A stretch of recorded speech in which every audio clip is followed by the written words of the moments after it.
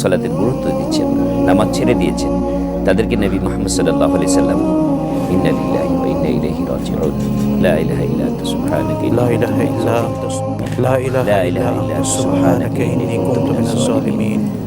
قل أعوذ برب الناس ملك الناس إله الناس من شر الوسواس لا إله إلا أنت سبحانك إني لا إله إلا الله محمد رسول الله لا إله إلا الله لا إله إلا الله محمد رسول الله لا إله إلا الله محمد। Asian cup কোয়ালিফায়ার্সে Bharat বধের দিনে লা ইলাহা ইল্লাল্লাহ মুহাম্মাদুর রাসূলুল্লাহ গোল করে থেমে যেতে চান না।